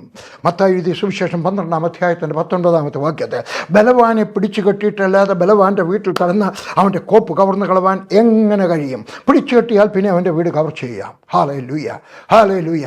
നിങ്ങൾക്കറിയാം, കള്ളന്മാരൊരു വീട്ടിൽ ചെന്ന് കയറി കഴിഞ്ഞാൽ പെട്ടെന്ന് കഥ തടുത്തുനിന്നകത്ത് കയറുക. അവരാദ്യം മണങ്ങിപ്പോകരുത്. ഭയം കൊണ്ടുവരുന്നു, പിശാചിനെ ഭയം കൊണ്ടുവരുന്നു. അയ്യോ എൻ്റെ ബലഹീനതയാണ്, അയ്യോ എനിക്ക് ദോഷം വരും, അയ്യോ അവർക്ക് എല്ലാവർക്കും ചിക്കൻ ബോക്സ് ഉണ്ടായി, അയ്യോ എനിക്കും ഉണ്ടാകും. ഹല്ലേലൂയ. യേശു ഉള്ളിൽ വന്നാൽ പരിശുദ്ധാത്മാവ് നിനക്ക് ശക്തി തരും, ബലവാനെ പിടിച്ചു കെട്ടാനുള്ള ശക്തി തരും. മർക്കോസ് 5:1 മുതൽ, ഒരു മനുഷ്യന് കല്ലറകളിൽ നിന്ന് വന്ന് കല്ലറയിൽ ശവമാണ്. അവൻ കല്ലറയിൽ നിന്ന് വന്നാണ്. കല്ലറയിൽ എന്താണ്? ശവമാണ്. അവിടെ വാടയാണ്, അയ്യോ അവിടെ പുഴുക്കളാണ്. അവൻ്റെ പാർപ്പ് കല്ലറയിലായിരുന്നു. കല്ലറയിൽ മനുഷ്യന് പാർക്കാൻ വെച്ചിരുന്നുള്ളതല്ല. പിന്നെയോ പിശാച് അവനെ അവിടെ കൊണ്ടാക്കിയത്, ദുഷ്ടാത്മാക്കൾ അവനെ ആക്കിയതാണ്. ആർക്കും അവനെ ചങ്ങല കൊണ്ടുപോലും ബന്ധിച്ചുകൂടാഞ്ഞോ. അവന് സ്വയം പോലും അവനെ കൊണ്ട് ബന്ധിക്കാൻ ഒക്കത്തില്ല. ചിലർ പറഞ്ഞല്ലോ, എനിക്ക് എന്നെപ്പോലും ഇഷ്ടമല്ല. എൻ്റെ കർത്താവായി യേശു ക്രിസ്തുവിനെ നിരക്ഷിതാവായി സ്വീകരിച്ചു കഴിഞ്ഞാൽ, അവനോട് പ്രാർത്ഥിച്ചു കഴിഞ്ഞാൽ, നിൻ്റെ ജീവിതം സമർപ്പിച്ചു കഴിഞ്ഞാൽ, നിനക്ക് നിന്നോട് തന്നെ ഒരു സ്നേഹം വരും. ഹല്ലേലൂയ. അവനെ പഠിച്ചിരുന്ന ചങ്ങലയൊക്കെ ഉരുമി ഓടിച്ചു കളഞ്ഞു. നിയമങ്ങളെല്ലാം അവൻ ലംഘിച്ചു. പോലീസിൻ്റെ നിയമം ലംഘിച്ചു, സ്കൂളിൻ്റെ നിയമം ലംഘിച്ചു, സർക്കാരിൻ്റെ നിയമം ലംഘിച്ചു, അമ്മയപ്പന്മാരുടെ നിയമം ലംഘിച്ചു, സഭയുടെ നിയമം ലംഘിച്ചു. ആർക്കും അവനെ അടക്കാൻ കഴിഞ്ഞില്ല. അമ്മയപ്പന്മാർ കഴിഞ്ഞില്ല, പോലീസിന് കഴിഞ്ഞില്ല. എന്നാൽ യേശു അവൻ്റെ വാക്കിനാൽ അതേ ശക്തി യേശു തൻ്റെ ഭക്തന്മാർക്ക് നൽകിയിരിക്കുക. യേശു അവൻ്റെ വാക്കിനാൽ അവനെ സ്വന്തനാക്കിയെങ്കിൽ അതേ ശക്തി എനിക്കും നിനക്കും തന്നിരിക്കുകയാണ് കേട്ടോ. രക്ഷിക്കപ്പെട്ടവർക്ക് യേശു നമ്മുടെ ഉള്ളിലുണ്ടെങ്കിൽ, എന്നെ ചിന്തിപ്പിച്ച ഒരു കാര്യമാണ്, യേശു നിൻ്റെ ഹൃദയത്തിനകത്തുണ്ടെങ്കിൽ അവൻ അവിടെ നിന്നോട് ഉറങ്ങുകയാണോ? അല്ല, എന്തോടുക്കുക? ഞാൻ ആലോചിക്കുകയാണ്. യേശു നിൻ്റെ ഹൃദയത്തിനകത്തുണ്ടെങ്കിൽ അവൻ അവിടെ നിന്ന് എന്ത് ചെയ്യുകയാണ്? ഹല്ലേലൂയ. അവൻ നിൻ്റെ അകത്തുണ്ടെങ്കിൽ അവൻ്റെ അധികാരത്തോടെ കൽപ്പിക്കുക. ഹല്ലേലൂയ. മത്തായി എഴുതിയ സുവിശേഷം 10-ാം അധ്യായത്തിൻ്റെ 8-ാമത്തെ വാക്യം, രോഗികളെ സൗഖ്യമാക്കുവീൻ, മരിച്ചവരെ ഉയർപ്പിപ്പീൻ, കുഷ്ഠരോഗികളെ ശുദ്ധമാക്കുവീൻ, ഭൂതങ്ങളെ പുറത്താക്കുവീൻ, സൗജന്യമായി നിങ്ങൾക്ക് ലഭിച്ചു, സൗജന്യമായി കൊടുപ്പീൻ. ഹല്ലേലൂയ. കാശ് വാങ്ങിച്ചിട്ട് കൊടുക്കരുത് കേട്ടോ. ഹല്ലേലൂയ. സുവിശേഷം പ്രസംഗിക്കാൻ എൻ്റെയൊക്കെ പലരും പ്രസംഗിക്കാൻ വിളിച്ചു ചോദിക്കുക, എത്ര രൂപ വേണം? ഒരാളെന്നെ നിർബന്ധിച്ചു, കാനഡയിലാണ്, ഒരു വലിയ കോൺഫറൻസ് എന്നെ വിളിച്ചതാണ്. അവരുടെയൊക്കെ പറഞ്ഞു, എത്ര രൂപ വേണം? ഞാൻ പറഞ്ഞു, ഞാൻ പറയത്തില്ല, ഇതുവരെ പറഞ്ഞിട്ടില്ല. പറഞ്ഞാലും നിങ്ങൾക്ക് കിട്ടിയിട്ടുള്ളതിനകത്ത് ഏറ്റവും വലിയ തുക എത്ര? ഞാൻ പറഞ്ഞു, അതും ഞാൻ പറയത്തില്ല. ഞാൻ പറയത്തില്ല. ഇല്ല, എന്തെങ്കിലും പറഞ്ഞു. ഞാൻ പറഞ്ഞു, $1. പറഞ്ഞു, നിങ്ങൾ എത്രയും തരത്തുള്ളൂ? മതി. ഞാൻ ചോദിച്ചില്ലല്ലോ. നിങ്ങൾ ഇങ്ങോട്ട് പറയുന്നതല്ലേ? ഹല്ലേലൂയ. അതുകൊണ്ട് സൗജന്യമായിട്ട് കിട്ടി, സൗജന്യമായിട്ട് കൊടുക്കണം. ഞാൻ ഇന്ന് വരെ രൂപ ചോദിച്ചിട്ടില്ല. ഹല്ലേലൂയ, കൊടുത്തിട്ടില്ല. ശിഷ്യന്മാർ അത് ചെയ്തു. അപ്പോസ്തല പ്രവൃത്തി 3-ാം അധ്യായത്തിനകത്ത് പത്രോസ് മുടന്തനെ സൗഖ്യമാക്കി, അന്ധനായ ശൗലിനെ അനന്യ സൗഖ്യമാക്കി, പത്രോസ് തളർവാദ രോഗിയെ സൗഖ്യമാക്കി, പൗലോസ് മുടന്തനെ സൗഖ്യമാക്കി, പൗലോസ് ഒരു സ്ത്രീയിലുള്ള ഭൂതത്തെ പുറത്താക്കി, പൗലോസിൻ്റെ ഉത്തരീയത്തിൽ പോലും ശക്തി ഉണ്ടായിരുന്നു. ഹല്ലേലൂയ. വയറിളക്കം ബാധിച്ച വയസ്സിനെ പൗലോസ് സൗഖ്യമാക്കി. ആരുടെയെങ്കിലും രൂപ വാങ്ങിച്ചോ? ഇല്ല. പിന്നെ നമ്മളതിനാ രൂപ വാങ്ങിക്കുന്നത്? തന്നാൽ വാങ്ങിക്കണം, അല്ലെ? പോക്കറ്റിട്ട് തന്നാൽ വാങ്ങിക്കണം, കൈ തന്നാലും വാങ്ങിക്കണം, പക്ഷെ ചോദിച്ച് വാങ്ങിക്കരുത്. ഹല്ലേലൂയ. ചിലർ പറഞ്ഞാൽ കേട്ടോ, എനിക്ക് 15,000 രൂപ തരാമെങ്കിൽ, അല്ലെങ്കിൽ 25,000 രൂപ ആണെങ്കിൽ 3 ദിവസം നിനക്ക് വേണ്ടി ഉപവാസ പ്രാർത്ഥന അടിക്കാം. തെറ്റ്. എൻ്റെ ശബ്ദം കേൾക്കുന്ന നിങ്ങൾ ആരെങ്കിലും അങ്ങനെ ചെയ്തിട്ടുണ്ടെങ്കിൽ ഞാൻ പറയട്ടെ, സ്നേഹത്തോട് പറയട്ടെ, ഇതുവരെ പറ്റിയതിരിക്കട്ടെ, ഇനിയും വാങ്ങിക്കരുത്. എന്തെങ്കിലും അവരെ കണ്ടാൽ പറയണം, ഞാൻ അങ്ങനെ വാങ്ങിച്ചത് തെറ്റിപ്പോയി, എനിക്ക് തെറ്റിപ്പോയി. പണ്ട് ഞാൻ ഇങ്ങനെ പഠിപ്പിക്കായിരുന്നു, വേദസമൊക്കെ പഠിച്ചു വരുമല്ലോ, ഞാൻ ഇപ്പോഴും പഠിച്ചുകൊണ്ടിരിക്കുകയാണ്. ഞാൻ പറഞ്ഞു, ഒരാൾക്ക് വീതം കിട്ടിയാൽ അതിൻ്റെയും ദശാംശം കൊടുക്കണം, സ്ത്രീധനം കിട്ടിയാൽ അതിൻ്റെയും ദശാംശം കൊടുക്കണം. അന്ന് എനിക്ക് വചനം അറിയത്തില്ലായിരുന്നു.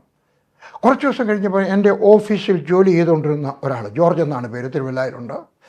അദ്ദേഹം എൻ്റെ വന്ന് ചോദിച്ചു, ആങ്കളെ അത് നേരാണോ? ഞാൻ പറഞ്ഞു, നേരാ. അല്ല, ഞാൻ നേരെ അല്ലെങ്കിൽ പ്രസംഗിക്കത്തില്ല. അദ്ദേഹം പറഞ്ഞു, ഞാൻ എൻ്റെ കുറച്ച് പുരയിടം വിറ്റു, തരാൻ കുറച്ച് പ്രയാസമുണ്ടെങ്കിലും അത് ബൈബിളിൻ്റെ ടീച്ചിങ് ആയതുകൊണ്ട് തരുന്നു, എനിക്ക് തന്നു. പക്ഷേ വർഷങ്ങൾ കഴിഞ്ഞ് വെച്ച് കുറച്ച് നാൾ കണ്ടു കഴിഞ്ഞപ്പോൾ ഞാൻ പറഞ്ഞു, അതെൻ്റെ അന്നത്തെ ഉപദേശമായിരുന്നു, എനിക്ക് അറിഞ്ഞുകൂടായിരുന്നു. നിങ്ങളുടെ സ്വത്തിൻ്റെ ദശാംശം കൊടുക്കാൻ പറഞ്ഞിട്ടില്ല, വരുമാനത്തിൻ്റെ ദശാംശം കൊടുക്കാൻ പറഞ്ഞിട്ടുള്ളൂ. അതുകൊണ്ട് എവിടെയെങ്കിലും അബദ്ധം പറ്റിപ്പോയാൽ, ഏതെങ്കിലും കാശ് വാങ്ങിച്ചിട്ട് ഉപവാസിച്ചെങ്കിൽ, ഏതെങ്കിലും കാശ് വാങ്ങിച്ചിട്ട് പ്രാർത്ഥിക്കാൻ പോയെങ്കിൽ, ഹല്ലേലൂയ പറയണം, എനിക്ക് അബദ്ധമായി തെറ്റിപ്പോയെന്ന് പറയണം. അപ്പോസ്തല പ്രവൃത്തി 19-ാം അധ്യായത്തിൻ്റെ 13 മുതൽ 20 വരെ. എന്നാൽ ദുഷ്ടാത്മാക്കളെ പുറത്താക്കിക്കൊണ്ട് ചുറ്റി സഞ്ചരിച്ചിരുന്ന മന്ത്രവാദികളായ ചില യഹൂദന്മാരിലും മന്ത്രവാദികളുണ്ടായിരുന്നു, ക്രിസ്ത്യാനികളിലും ഉണ്ടായിരുന്നു, അല്ലേ? ഇപ്പോഴും കാണും അവിടെ ഇവിടെയൊക്കെ, അല്ലേ? കടമറ്റത്തച്ഛൻ്റെ അല്ലെങ്കിൽ അഞ്ഞനം നോക്കുന്നവർ, ഞങ്ങളുടെ അടുക്കളുണ്ടായിരുന്നു അഞ്ഞനം നോക്കുന്ന ഒരാൾ, മർത്തമായിലെ ഒരാൾ. സഭയൊന്നും പറഞ്ഞല്ല, ഉണ്ടായിരുന്നു. നിങ്ങൾ ചെയ്യരുത് കേട്ടോ.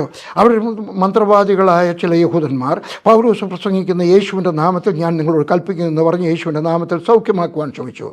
ഇങ്ങനെ ചെയ്തവർ മഹാപുരോഹിതനായ സ്കേവ എന്ന ഒരു യഹൂദൻ്റെ 7 പുത്രന്മാരായിരുന്നു. ദുരാത്മാവ് അവരോട്, യേശുവിനെ ഞാൻ അറിയുന്നു, പൗലോസിനെയും പരിചയമുണ്ട്, എന്നാൽ നിങ്ങൾ ആരെന്ന് ചോദിച്ചു. 20-ാമത്തെ വാക്യം. പിന്നെ ദുരാത്മാവ് മനുഷ്യൻ അവരുടെ മേൽ ചാടി വീണ് അവരെ എല്ലാവരെയും കീഴടക്കിയതിനാൽ അവർ നഗ്നരും മുറിവേറ്റരുമായി ആ വീട്ടിൽ നിന്ന് ഓടിപ്പോയി. ഇത് എഫെസോസിൽ പാർക്കുന്ന സകല യഹൂദന്മാരും ഗ്രീക്കുകാരും അറിഞ്ഞു. അവർക്കൊക്കെയും ഭയം തട്ടി. കർത്താവായ യേശുവിൻ്റെ നാമം മഹിമപ്പെട്ടു. വിശ്വസിച്ചവരിൽ അനേകരും വന്നു തങ്ങളുടെ തിന്മ പ്രവർത്തികളെ ഏറ്റുപറഞ്ഞ് അനുദപിച്ചു. ക്ഷുദ്രപ്രയോഗം ചെയ്തിരുന്ന പലരും അവരുടെ പുസ്തകങ്ങൾ കൊണ്ടുവന്ന് എല്ലാവരും കാണുക ചുട്ടുകളഞ്ഞു. അവരുടെ വില കണക്ക് കൂട്ടിയപ്പോൾ 50,000 വെള്ളിക്കാശെന്ന് കണ്ടു. ഇങ്ങനെ കർത്താവിൻ്റെ വചനം ശക്തിയോടെ വ്യാപിച്ച് പ്രബലപ്പെട്ടു. യേശുവിൻ്റെ നാമം ആർക്കും എടുക്കാൻ ഒക്കും, പക്ഷേ അതിനകത്ത് എഫക്റ്റീവ്നെസ് ഉണ്ടാകണമെങ്കിൽ യേശു നീയായിട്ടൊരു ബന്ധമാണ്. ഇനിയും പറയുന്നത് കേട്ടെ, ചില കൊച്ചു പിശാചൊക്കെ യേശുവിൻ്റെ നാമത്തിൽ എന്ന് പറയുമ്പോൾ അങ്ങ് ഇറങ്ങിപ്പോകും. നിങ്ങൾ കണ്ടല്ലോ, ചില പിതാവ്, അയ്യോ തീ നാണ്ട വരുന്നു, നാണ്ട് തീ, ഒരു ദൈവദാസം കൊണ്ട് കയറുമ്പോൾ തീ കൊച്ചു പിശാച. വലിയ പിശാച പറഞ്ഞാൽ പോടാ എൻ്റെ പോക്കിനാണ്. ചിലർ വേദപുസ്തകം കൈ കൊടുക്കുന്നത് ഞാൻ കണ്ടിട്ടുണ്ട് കേട്ടോ. വേദപുസ്തകം കൊടുത്തു കഴിഞ്ഞാൽ ഒരു വലിയ ദൈവദാസൻ, പേര് പറഞ്ഞാൽ നിങ്ങൾക്ക് എല്ലാവർക്കും അറിയാവുന്ന ഒരു ദൈവദാസൻ, അദ്ദേഹം ഒരിടത്ത് പ്രാർത്ഥിക്കാൻ ചെന്നപ്പോൾ ഭൂതം കയറി. അദ്ദേഹം ഒരു നൂലെടുത്തിട്ട് പറഞ്ഞാൽ നിന്നെ കെട്ടുക. ഇതൊന്നും പറഞ്ഞാലൊന്നും പോകത്തില്ല കേട്ടോ, ഇതൊന്നും പറഞ്ഞാൽ പോകത്തില്ല. നീയും യേശുവുമായിട്ടൊരു ബന്ധം ഉണ്ടായിരിക്കണം. ഹല്ലേലൂയ. മൈസൂർ എന്ന് പറഞ്ഞൊരു സ്ഥലമുണ്ട്, കർണാടകത്തിൽ മൈസൂർ എന്ന് പറഞ്ഞാൽ. അവിടെ ഉണ്ടായിരുന്ന ഒരു വിശ്വാസി പറഞ്ഞു, അവരുടെ വീട്ടിൽ ഉപവാസ പ്രാർത്ഥന വെച്ചു. പറഞ്ഞു എല്ലാവരും ഉപവാസത്തോടെ വരണം. അവൾ വിളിച്ച പാസ്റ്ററും പറഞ്ഞു, ഞാനും ഉപവാസത്തിലായിരിക്കും, ഞാനും വരിക. അവിടെ ചെന്ന് കഴിഞ്ഞപ്പോൾ ഒരു സ്ത്രീക്ക് ഭൂതം കയറി. ഞാൻ വേണമെങ്കിൽ അദ്ദേഹത്തിൻ്റെ അഡ്രസ്സ് തരാം കേട്ടോ, ഫോൺ നമ്പർ തരാം എന്ന് പറയാം. പറഞ്ഞു എല്ലാവരും ഉപവാസത്തിലായിരിക്കും, ഞാൻ ഉപവാസത്തോടെ വരും. അവിടെ ചെന്ന് ഭൂതത്തിലേക്ക് ഇറങ്ങാൻ പറഞ്ഞു കഴിഞ്ഞാൽ ആ ഭൂതം പറഞ്ഞു, അതിന് പ്രവചനപരമുള്ള ഭൂതമായിരുന്നു. നീ ഇങ്ങോട്ട് വരുന്ന വഴിക്ക് ഹോട്ടലിൽ കയറിയിട്ട് ഇടിയപ്പോ ഇറച്ചിയും കൂടെ കഴിച്ചുമ്പോൾ ചെല്ലി ഇങ്ങോട്ട് വന്നിരിക്കുന്നു. പേടിച്ചു പോയി. ഹല്ലേലൂയ ഹല്ലേലൂയ എന്ന് പറഞ്ഞു കഴിഞ്ഞാൽ പേടിച്ചുകൊണ്ട് ഞാൻ ഹല്ലേലൂയ പറഞ്ഞു കേട്ടോ. അല്ലാതെ ഭൂതം, ഞാനീ പറയുന്നതിൻ്റെ അർത്ഥം നിനക്കും യേശുവുമായിട്ടൊരു ബന്ധമുണ്ട്. കുഴപ്പമൊന്നുമില്ല. നിങ്ങൾ ഉപവസിച്ചാട്ടെ, ഞാൻ ഉപവസിക്കാതെ വരുമെന്ന് പറഞ്ഞ് കുഴപ്പമൊന്നുമില്ലായിരുന്നു. അഭിനയം പാടില്ല. ഇടയ്ക്ക് ആരാണ്ട് പറയുന്നത് കേട്ടു, സിനിമയ്ക്കകത്തുള്ള അഭിനയക്കാരേക്കാൾ കൂടുതൽ അഭിനയക്കാർ ഇന്ന് ദൈവവേലയിലുണ്ടെന്നോ. ഞാനും നീയും അഭിനയക്കാരനായി തീരരുത്. എനിക്കൊരൊറ്റ പ്രാർത്ഥനയുള്ളൂ. ഞാൻ പ്രാർത്ഥിക്കുന്ന സമയത്ത് ഒരു വയറുവേദന പോലും മാറിയില്ലെങ്കിലും, ഒരു തലവേദന പോലും മാറിയില്ലെങ്കിലും സാരമില്ല, എങ്കിലും തെറ്റായിട്ടുള്ള മാർഗം ഞാൻ എടുക്കത്തില്ല. ഞാൻ അഭിനയക്കാരനായി തീരത്തില്ല. ഹല്ലേലൂയ. നമ്മൾ പിശാചിനെ ഭയപ്പെടേണ്ട ആവശ്യമില്ല. പിശാചിനെ പുറത്താക്കാനായിട്ട് പിച്ചാത്തി എടുത്ത് കാണിക്കേണ്ട ആവശ്യമില്ല. തലമുടി പിടിച്ച് വലിക്കേണ്ട ആവശ്യമില്ല. കോഴിയെ കൊടുക്കേണ്ട ആവശ്യമില്ല. യേശുവിൻ്റെ നാമം മാത്രം മതി കേട്ടോ. അപ്പോസ്തലർ പ്രവൃത്തി 3-ാം അധ്യായത്തിനകത്ത് 4-ാമത്തെ വാക്യം. അപ്പോസ്തലർ പ്രവൃത്തി 3-ാം അധ്യായത്തിന് 4-ാമത്തെ വാക്യം പത്രോസ് പറയുകയാണ്, പരിശുദ്ധനും നീതിമാനുമായവനെ നിങ്ങൾ തള്ളിക്കളഞ്ഞു, കൊലപാതകനായവനെ വിട്ടുതരണം എന്ന് ചോദിച്ചു. നിങ്ങൾ തിരഞ്ഞെടുത്തതാണ്. ജീവനായകനെ കൊന്നുകളഞ്ഞു, അവനെ ക്രൂശിക്കുക എന്ന് പറഞ്ഞു. ശത്രു നമ്മളോടും പറയും കേട്ടോ, യേശുവിനെ ഉപേക്ഷിച്ചാട്ടെ. എഫേസ്യർ 6:12. നമുക്ക് പോരാട്ടമുള്ളത് ജഡരക്തങ്ങളോടല്ല. നമ്മുടെ അമ്മയും അപ്പനും നമ്മളോട് എതിർത്തെന്ന് വരാം, നമ്മുടെ സഹോദരന്മാർ നമ്മുടെ എതിർത്തെന്ന് വരാം, നമ്മുടെ വിശ്വാസികൾ നമ്മുടെ എതിർത്തെന്ന് വരാം, നമ്മുടെ വലിയ അങ്ങനെയൊക്കെ വരാം. യേശുക്രിസ്തുവിനോടും പരീക്ഷിക്കാനായിട്ട് പിശാച് വന്നു, പത്രോസിലൂടെയും പ്രവർത്തിച്ചു. അങ്ങനെയാണെങ്കിൽ ചിലപ്പോൾ നമ്മുടെ ഭാര്യയിലൂടെ, നമ്മുടെ ഭർത്താവിലൂടെ ഒക്കെ പ്രവർത്തിക്കാം, ആരിലൂടെങ്കിലും കൂടെ പ്രവർത്തിക്കാം. അല്ലേ അവരൊക്കെ പറയാം, അഭിപ്രായം പറയാം, സാരമില്ല, ഇച്ചിരി ബിയർ കുടിച്ചു വെച്ച്, ഇച്ചിരി വൈൻ കുടിച്ചു വെച്ച് കിടക്കാമെങ്കിൽ നല്ല ഉറക്കം വരും കേട്ടോ. എൻ്റെ ഒരു ക്രിസ്ത്യാനി എൻ്റെ ഒക്കെ പറഞ്ഞതാണ് കേട്ടോ, ഇച്ചിരി കഞ്ചാവ് അടിച്ചു വെച്ച് കിടക്കാമെങ്കിൽ നല്ല ഉറക്കം വരും, ബുദ്ധിക്കും നല്ലതാണ്, ബുദ്ധിക്കും. അവരുടെ അതിന് പ്രൂഫൊക്കെ ഉണ്ട് കേട്ടോ. ഞാൻ പ്രൂഫല്ല നോക്കുന്നത്, ദൈവത്തിൻ്റെ വചനം എന്താണെന്ന് നോക്കുന്നത്. ഹല്ലേലൂയ. ദൈവത്തിൻ്റെ വചനം എന്താണ് പറയും? നമുക്ക് പോരാട്ടമുള്ളത് ജഡരക്തങ്ങളോടല്ല, വാഴ്ചകളോടും അധികാരങ്ങളോടും ഈ അന്ധകാരത്തിൻ്റെ ലോകാധിപതികളോടും സ്വർലോകങ്ങളിലെ ദുഷ്ടാത്മസേനയോട്. അവിടെയാണ് നമ്മുടെ പോരാട്ടം. നമുക്ക് കാണാൻ ഒക്കാത്തതായിട്ടുള്ള ദുഷ്ടാത്മശക്തിയോടാണ്. അതിനോട് ജയിക്കണമെങ്കിൽ വചനത്തിനനുസരിച്ച് ജീവിക്കണം. അതിനോട് ജയിക്കണമെങ്കിൽ നമുക്കും യേശുവുമായിട്ടൊരു ബന്ധമുണ്ടായിരിക്കണം. പരിശുദ്ധാത്മാവിൻ്റെ നിറവിൽ ജീവിക്കണം. ബുദ്ധിക്കനുസരിച്ചല്ല ജീവിക്കേണ്ടത്. യോഹന്നാൻ 12:31. ഈ ലോകത്തിൻ്റെ പ്രഭുവിനെ പുറത്ത് തള്ളിക്കളയും. ഹല്ലേലൂയ. ഈ ലോകത്തിൻ്റെ പ്രഭു ആരാണ്? കൊലോസ്യർ 1:12-13. വിശുദ്ധന്മാർക്ക് വെളിച്ചത്തിലുള്ള അവകാശത്തിനായി നമ്മെ പ്രാപ്തരാക്കുകയും നമ്മെ ഇരുട്ടിൻ്റെ അധികാരത്തിൽ നിന്ന് വിടുവിച്ച് തൻ്റെ സ്നേഹസ്വരൂപനായ പുത്രൻ്റെ രാജ്യത്തിലാക്കി വയ്ക്കുകയും. കുറച്ചപ്പുറത്തോട്ട് പോയി പറയാണ്, അങ്ങനെ ചെയ്ത പിതാവിന് സന്തോഷത്തോടെ സ്തോത്രം ചെയ്യാനായി തീരണം. ഹല്ലേലൂയ. ആരാണ്? നമ്മളെ ഇരുട്ടിൽ നിന്ന് വെളിച്ചത്തിൽ കൊണ്ടുവന്നിരിക്കുകയാണ്. ഹല്ലേലൂയ. തന്നെ സ്നേഹസ്വരൂപനായ പുത്രൻ്റെ രാജ്യത്തിലാക്കി വെച്ചിരിക്കുന്നു. നമ്മളെവിടെയാണ് ജീവിക്കുന്നത്? കർത്താവ് യേശുക്രിസ്തുവിൻ്റെ രാജ്യം. ഞാൻ ഇന്ത്യക്കാരനായിരിക്കുന്നതിൽ അഭിമാനം കൊള്ളുന്നതിനാണ്. എൻ്റെ മേശപ്പുറത്ത്, എൻ്റെ ഓഫീസിൽ, എൻ്റെ വീട്ടിൽ ഇന്ത്യയുടെ ഫ്ലാഗുണ്ട്. പണ്ട് കാലത്ത് ആർക്കും ഇന്ത്യയുടെ ഫ്ലാഗ് വെക്കാൻ അനുവാദമില്ലായിരുന്നു. അന്ന് ഞാൻ വെക്കുമായിരുന്നു. CID-മാർ വരുന്ന സമയത്ത് ആരെങ്കിലും ഗവൺമെൻറ് ഓഫീസിൽ വരുമ്പോൾ ഞാൻ പറയും, ഇത് വെച്ചിരിക്കുന്നു എന്നറിയാം, ഇന്ത്യയോടുള്ള സ്നേഹം കൊണ്ടാണ്. അതുകൊണ്ട് ഞാൻ അമേരിക്കയിൽ പോയി താമസിക്കാത്തത്. അതുകൊണ്ട് ഞാൻ ഗൾഫിൽ പോയി ജോലി ചെയ്യാൻ പോകാതിരുന്നത്. ക്ഷണിച്ച സമയത്ത് ഞാൻ പോയിട്ടില്ല. ഞാൻ പറഞ്ഞത് പോകരുതെന്നല്ല, പിന്നെയോ എനിക്ക് ഇന്ത്യയോട് സ്നേഹമുണ്ട്. പക്ഷേ ഞാൻ എവിടെയാണ്? ഞാൻ ഏത് രാജ്യത്തെ സിറ്റിസനാണ്? ദൈവത്തിൻ്റെ യേശുക്രിസ്തുവിൻ്റെ രാജ്യത്തിൻ്റെ അവനെ ആക്കി വെച്ചിരിക്കുകയാണ്. സാത്താൻ ഇരുട്ടിൻ്റെ ഈ ലോകത്തിൻ്റെ പ്രഭുവാണ്. നാം സ്വർഗീയ രാജാവായ യേശുവിൻ്റെ ഭൂമിയിലെ വെളിച്ചമായിട്ട് ജീവിക്കണം. നമ്മുടെ അടുത്തുള്ളവർ നമ്മളെ കാണണം, യേശുവിൻ്റെ കാണണം. എന്നെ കാണുന്ന സമയത്ത് എന്നെയല്ല കാണേണ്ടത്, ഇയാൾ യേശുവിൻ്റെ ഭക്തനാണല്ലോ, ഇയാൾ യേശുവിനെ പോലെ ആയിരിക്കുന്നല്ലോ എന്ന് പറയുവാൻ ആഗ്രഹമുണ്ട്. എനിക്ക് ചിലപ്പോൾ ആഗ്രഹം വന്നിട്ടുണ്ട്, ഞാൻ ഇവിടെ ഒരു കുരിശിൻ്റെ അടയാളം ഒന്നും അല്ലെങ്കിൽ തയ്ച്ചു വെക്കുകയോ അല്ലെങ്കിൽ ഒരു കുരിശ് തൂക്കിയിട്ടുണ്ടെന്നുള്ളത്. കാരണം ട്രെയിനിനകത്ത് ആർക്കെങ്കിലും വിശക്കുന്ന സമയത്ത് അല്ലെങ്കിൽ വെള്ളം ദാഹിക്കുന്ന സമയത്ത് ഒരു ഗ്ലാസ് വെള്ളം കൊണ്ട് കൊടുത്താൽ എനിക്ക് ആഗ്രഹമുണ്ട് അവർ പറയണം, ഇയാൾ വല്ല എൻ്റെ സ്വഭാവം കൊണ്ട്, എൻ്റെ പെരുമാറ്റം കൊണ്ട് ആളുകൾക്ക് മനസ്സിലാവട്ടെ ഞാൻ ക്രിസ്തുവിൻ്റെ ഭക്തനാണ്. ഹല്ലേലൂയ. നാം ഒരിക്കലും പിശാചുമായിട്ട് ഒരു കാരണവശാലും ഇണയില്ലാപ്പിണ കൂടരുത്. യേശുവിന് സകല അധികാരവും പിതാവ് നൽകിയിരിക്കുന്നു. മത്തായി എഴുതിയ സുവിശേഷം 28:18. യേശു ക്രിസ്തു പറയുകയാണ്, സ്വർഗത്തിലും ഭൂമിയിലും സകല അധികാരവും എനിക്ക് നൽകപ്പെട്ടിരിക്കുന്നു. ആകയാൽ നിങ്ങൾ പുറപ്പെട്ട. യേശുക്രിസ്തുവിന് സ്വർഗസ്ഥനായ ദൈവം തന്നിരിക്കുന്നു. 20-ാമത്തെ ഭാഗം. ഞാനോ ലോകാവസാനത്തോളം എല്ലാ നാളും നിങ്ങളോടുകൂടെയുണ്ട്. ഞാനിപ്പോൾ എൻ്റെ പ്രസംഗം നിർത്തട്ടെ. ഹല്ലേലൂയ. യേശുക്രിസ്തു നിങ്ങളോടുകൂടെ, ഉള്ളതുപോലെ നിങ്ങളോടുകൂടെ, ബില്ലി ഗ്രഹാമിനോടുകൂടി ഉണ്ടായിരുന്നതുപോലെ നിങ്ങളുടെ കൂടെ. DGS ദിനകരൻ, ഞാൻ ജീവിക്കുന്നവരുടെ ആരുടെയും പേര് പറയാത്തത് നിങ്ങൾക്കാർക്കും എന്നോടൊരു പരാതി, അതുകൊണ്ട് മരിച്ച 1-2 പേര് അവരോടുകൂടി ഉണ്ടായിരിക്കുന്നത് പോലെ നിങ്ങളോടുകൂടെ. ഹല്ലേലൂയ. ഞാൻ പറഞ്ഞപ്പോൾ ട്രെയിൻ തിരികെ വന്നെങ്കിൽ നിങ്ങൾ പറയുമ്പോഴും നിങ്ങൾക്ക് വേണ്ടി വരാൻ എന്ന് പറഞ്ഞതിൻ്റെ അർത്ഥം നാളെ പോയിട്ട് ട്രെയിനെല്ലാം തിരിച്ചു വരുത്താനല്ല ഞാൻ ഈ പറഞ്ഞത്. ഹല്ലേലൂയ. ഹല്ലേലൂയ. യേശുക്രിസ്തു നിങ്ങളിൽ ക്രിസ്തു നിങ്ങളിൽ. ഹല്ലേലൂയ. ഞാനോ ലോകാവസാനത്തോളം എല്ലാ നാളും നിങ്ങളോട്, യേശു ക്രിസ്തു നിങ്ങളോട് കൂടെയുണ്ട്. വ്യവസ്ഥ എന്താണ്? ബലവാനെ പിടിച്ചു കെട്ടി നാം വിടുതൽ പ്രാപിച്ചവരായി ദൈവത്തിൻ്റെ പവർ ഹൗസുമായിട്ട് കണക്റ്റഡ് ആയിരിക്കണം. ഈ മുറിക്കകത്ത് ലൈറ്റുകൾ കത്തുന്നുണ്ട്.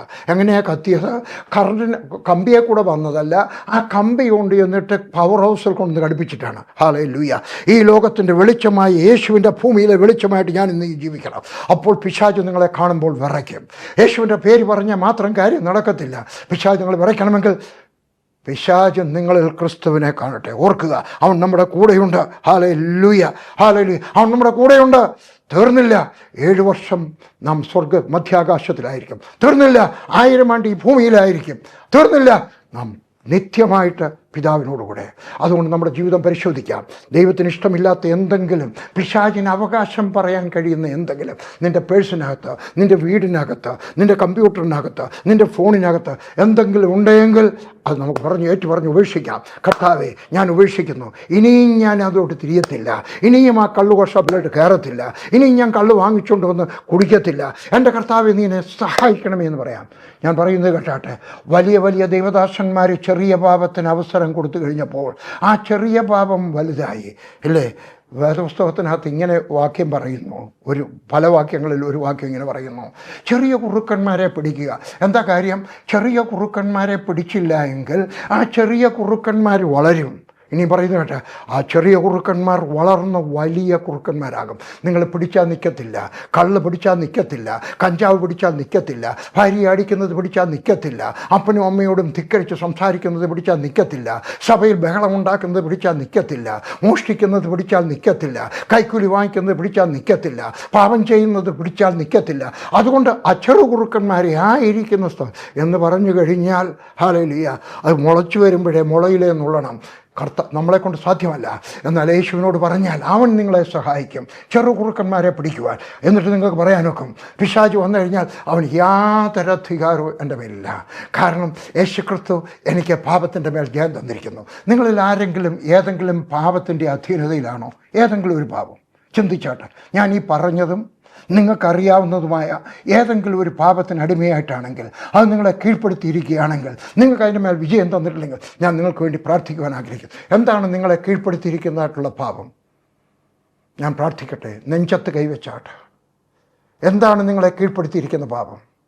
വ്യഭിചാരം, കള്ളുകുടി, കഞ്ചാവടി, കുറ്റം പറച്ചിൽ, ബഹളമുണ്ടാക്കുക, കൈക്കൂലി വാങ്ങിക്കുക, വേറെ ഏതെങ്കിലും അമ്മയപ്പന്മാർ പറയുന്നത് അനുസരിക്കാതിരിക്കുന്നു, മരുമോളുമായിട്ട് വഴക്ക്, അമ്മായിമ്മയുമായിട്ട് വഴക്ക്, അയലത്തുകാരുമായിട്ട് വഴക്ക്, ഏതെങ്കിലും ഒരു പാപം, അസൂയ, പിണക്കം, ഈർഷ്യ, ഏതെങ്കിലും നിങ്ങളുടെ ജീവിതത്തിനകത്തെ ബലഹീനതയാണെങ്കിൽ ഇന്ന് ഞാൻ നിങ്ങൾക്ക് വേണ്ടി പ്രാർത്ഥിക്കുവാൻ ആഗ്രഹിക്കുകയാണ്. നിങ്ങൾക്കതിൻ്റെ മേൽ ജയം തരട്ടെ. അങ്ങനെയുള്ളവർ, ജയം പ്രാപിക്കണമെന്ന് ആഗ്രഹമുള്ളവർ നെഞ്ചത്ത് കൈവച്ചാട്ടെ. എന്താണ് നിങ്ങൾ കാണുന്നതായിട്ട് നിങ്ങളുടെ ജീവിതത്തിലെ പാപം? മരുമോടെ പാപമല്ല ഞാൻ ചോദിച്ചത്, നിങ്ങളുടെ ജീവിതത്തിനകത്ത് പാപം. അമ്മായിമ്മയുടെ പാപമല്ല ഞാൻ ചോദിച്ചത്, നിങ്ങളുടെ ജീവിതത്തിനകത്തെ പാപം. അപ്പുറത്തെ അവൻ്റെ പാപമല്ല ഞാൻ ചോദിച്ചത്, നിങ്ങളുടെ ജീവിതത്തിനകത്തെ പാപം. ഞാൻ ഇവിടെ പ്രസംഗിച്ച് കഴിഞ്ഞപ്പോൾ ഒരാൾ വന്നു, എന്നവന് ശരിക്ക് ഏറ്റു പറയറേ. അല്ല, നിങ്ങൾക്കെന്തോ ഏറ്റു? എന്താണ് നിങ്ങളുടെ ജീവിതത്തിനകത്തെ പാപം? ഞാൻ നെഞ്ചത്ത് കൈവച്ചാട്ടെ. ഞാൻ പ്രാർത്ഥിക്കാൻ പോവുകയാണ്. സ്വർഗസ്ഥനായ ദൈവമേ, ആരൊക്കെയാണോ ഈ സമയത്ത് പ്രാർത്ഥിക്കുന്നത്, കർത്താവായ യേശുവിൻ്റെ നാമത്തിൽ അവർക്ക് പാപത്തിൻ്റെ മേൽ ജയം കിട്ടട്ടെ. യേശു പറഞ്ഞതുപോലെ, ഹല്ലേലൂയ, അവൻ വരുന്നു, സാത്താൻ വരുന്നു, പക്ഷേ അവൻ എൻ്റെ മേൽ യാതൊന്നുമില്ല, എന്നിൽ യാതൊന്നുമില്ല, ഒരു പാപവും എന്നിലില്ല. അവൻ നോക്കിയാലും കാണാത്തതുപോലെ, ഭൂതക്കണ്ണാടി വെച്ച് നോക്കിയാലും കാണാത്തതുപോലെ ഏതെങ്കിലുമൊക്കെ ഉണ്ടായിട്ടുണ്ടെങ്കിൽ ഞാൻ യേശുവിനോട് ക്ഷമ ചോദിച്ചു. അവൻ എൻ്റെ പാപത്തെ എല്ലാം ക്ഷമിച്ചു തന്നു. ഞാൻ സ്വതന്ത്രനായി. ഇനിയും പാപത്തിന് അടിമയായിട്ട് ജീവിക്കത്തില്ല. പാപത്തെ സ്നേഹിപ്പാൻ ഞാൻ ഇനി പോകത്തില്ല. ദൈവത്തിൻ്റെ പൈതലായിട്ട് ഞാൻ ജീവിക്കും. ഒരു ജയ ജീവിതം എൻ്റെ കർത്താവ് എനിക്ക് തരും. ഞാൻ നിങ്ങൾക്ക് വേണ്ടി പ്രാർത്ഥിക്കുവാൻ പോകുന്നു.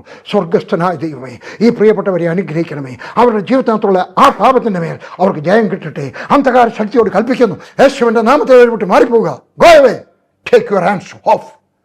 അവരിൽ നിന്ന് കൈയെടുക്കുക, അവരുടെ ജീവിതത്തിൽ നിന്ന് കൈയെടുക്കുക, അവരുടെ ശരീരത്തിൽ നിന്ന് കൈയെടുക്കുക, അവരുടെ ഹൃദയത്തിൽ നിന്ന് കൈയെടുക്കുക, അവരുടെ പേഴ്സിൽ നിന്ന് കൈയെടുക്കുക, അവരുടെ ജീവിതത്തിൽ നിന്ന്, അവരുടെ കുടുംബജീവിതത്തിൽ നിന്ന് കൈയെടുക്കുക. അനുഗ്രഹം പ്രാപിക്കുക കർത്താവായ യേശുവിൻ്റെ നാമത്തിൽ.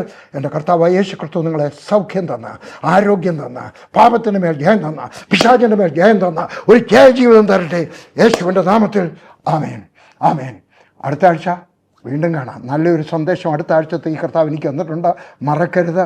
മറ്റുള്ളവരുടെ അടുക്കലും പറയണം. ഒരു കാര്യം കൂടെ പറയട്ടെ, നിങ്ങൾ സഹായിക്കുന്നുണ്ടോ ഞങ്ങളെ? വളരെ നന്ദി. സഹായിച്ചില്ലെങ്കിലും പ്രാർത്ഥിക്കാൻ മറക്കരുത്. ഇതൊക്കെ നടക്കണമെങ്കിൽ രൂപ വേണം. രൂപ ഇല്ലാത്ത കാര്യം നടക്കത്തില്ല. അതുകൊണ്ട് സഹായിക്കുന്നതിന് നന്ദി. സഹായിച്ചില്ലെങ്കിലും പ്രാർത്ഥിക്കണം. നിങ്ങൾ തരാത്തത് വേറെ ആരെങ്കിലും തരട്ടെ. ദൈവനാമം ഭൂമിയിൽ മഹത്വപ്പെടട്ടെ. യേശുവിൻ്റെ നാമത്തിൽ ആമേൻ.